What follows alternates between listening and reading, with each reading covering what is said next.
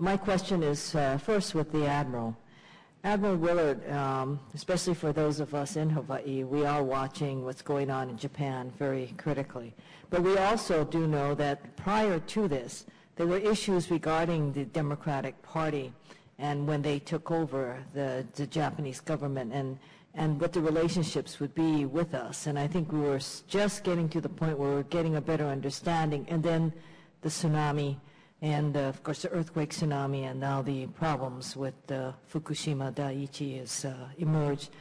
First, can you explain to me how important a role Japan plays as our ally in the Pacific area? And secondly, with what we have now experienced and all these different chains of events, and let's not also forget the Constitution of Japan, which has limitations as to their military ability, what are we going to have to do, at least in the short term, to compensate for what is going on in Japan, assuming that their military role with us is critical?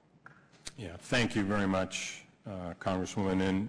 And we hear the alliance between the United States and Japan often referred to as cornerstone, and I think that probably understates the importance of the alliance between the United States and Japan.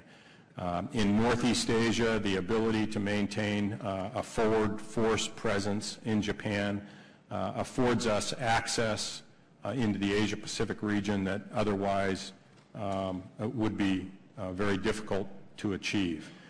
I think that it's a mutually beneficial alliance. I think the Japanese military, as a consequence of U.S. presence, has grown to be formidable and capable, and as you've already witnessed, extremely interoperable with our forces.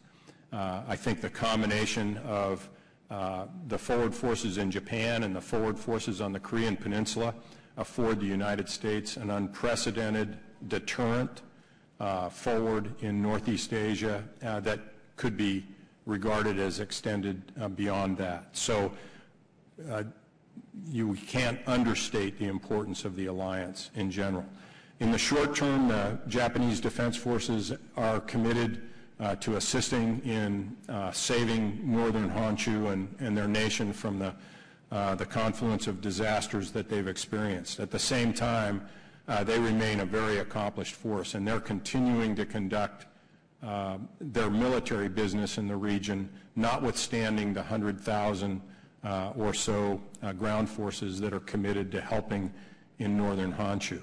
And I think that at the conclusion of this, as we finish the work of disaster response and humanitarian relief and turn it back over to agencies and the government of Japan to administer to their people, you'll see the U.S.-Japan alliance stronger as a consequence of the support that we've provided and the work that we've done together, and you'll see a Japanese Defense Force that will emerge from this stronger for having experienced it.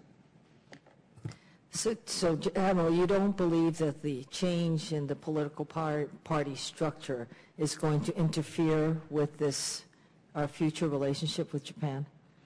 I think that that there were fits and starts as the DPJ administration assumed control of the Japanese government. And we saw that with one prime minister that ultimately departed in the midst of the Futenma replacement facility debate that was ongoing. Prime Minister Khan has enumerated many times his commitment to the U.S.-Japan alliance. I think he remains a strong proponent. I think after what has been witnessed following this regretful disaster in Japan, he'll remain a strong advocate of the alliance and our way forward. So right now I'm encouraged by the government's position with regard to alliance matters and the United States military and support to it in general. Mahalo, Admiral. Thank you, Mr. Chair. Mahalo. Thank you. Mr.